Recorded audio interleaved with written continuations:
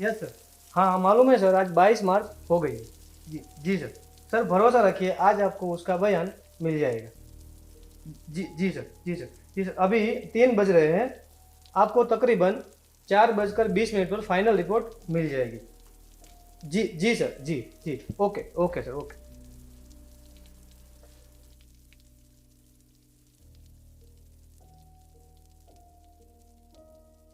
हाँ भाई, चल बोल। क्या कर रहा था तू मर्डर स्पॉट पर?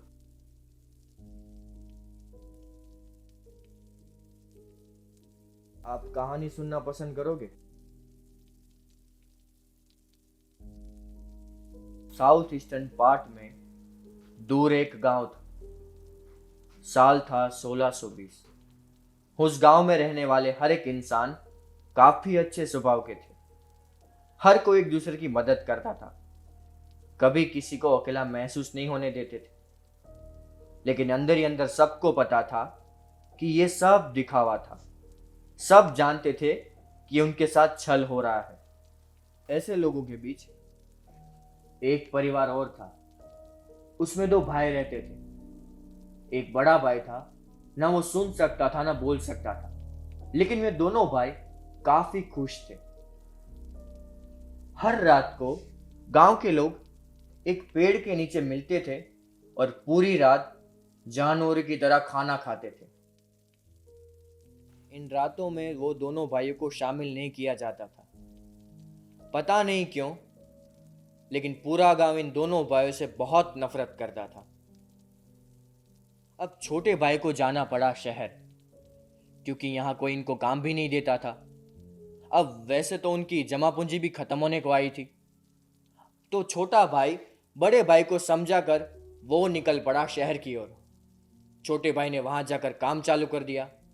अब थोड़े बहुत पैसे भी कमाने लगा। उनमें से थोड़े बहुत पैसे वो बड़े भाई को भिजवाता रहा। लेकिन कुछ महीनों बाद मानो अचानक पूरे गांव में किसी का साया आ बैठा हो।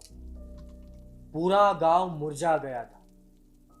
किसी के पास कुछ खाने को नहीं था। सारा व्यापार ठप हो गया था। सभी लोगों की फसल बर्बाद हो गई थी। लगातार 34 दिन और 15 घंटे तक पूरा गांव भूखा रहा था। फिर गांव वालों का संयम टूटा। गांव वालों को मालूम था कि छोटा भाई शहर गया हुआ है और बड़ा भाई इधर ही है। तो गांव वाले निकल पड़े बड़े भाई के घर की ओर और जाकर देखा तो बड़ा भाई बेसब्री से इंतजार कर रहा था छोटे भाई का।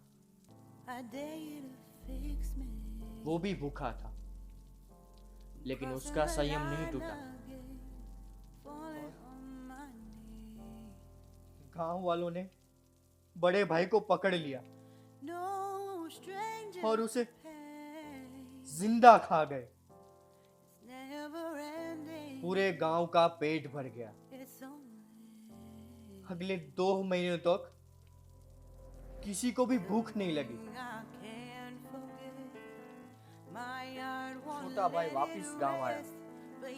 काफी अच्छे मूड में था। काफी महीनों के बाद वो अपने बड़े भाई से मिलने वाला था। लेकिन घर जाकर देखा तो बड़े भाई के अवशेष देखने मिले और कुछ नहीं था।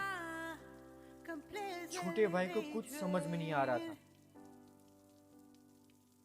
उसके अंदर इतना गुस्सा भरा पड़ा था कि वो पूरी धरती को जलाकर राख कर देता। उस रात को वो गांव में रहने वाले हर एक इंसान के घर गया और उस घर में रहने वाले हर एक इंसान को जानवरों की तरह खा गया। बच्चे तक को नहीं छोड़ा। पर इन सब से भी छोटे भाई का गुस्सा शांत नहीं हुआ। वो निकल पड़ा और गांव की तरफ और खाता गया खाता गया। अब नरक के राजा को धरती पर आना पड़ा। उसने छोटे भाई को समझा बुझाकर बहला फुसलाकर ये तय किया गया कि छोटे भाई की रूह जिंदा रहेगी, लेकिन उसको अपना शरीर का बलिदान देना पड़ेगा। और हर 22 मार्च को उस छोटे भाई की रूह एक नया शरीर लेके 4:20 पर एक इंसान को खा सकती है। वैसे मैंने उस छोटे भाई का नाम नहीं बताया। आर्कस, आर्कस नाम था उसका।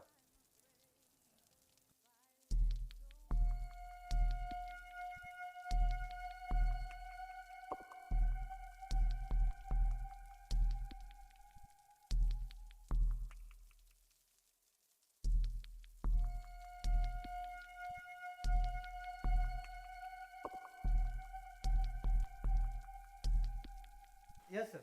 हाँ हाँ मालूम है सर, आज 22 मार्च हो गई है। जी जी सर। सर भरोसा रखिए, आज आपको उसका बयान मिल जाएगा। जी जी सर, जी सर, जी सर। अभी 3 बज रहे हैं, आपको तकरीबन 4:20 पर फाइनल रिपोर्ट मिल जाएगी। जी जी sir. If I let go of this rage, am I completely betrayed? My heart, my love, my life, the price. It's hard to fight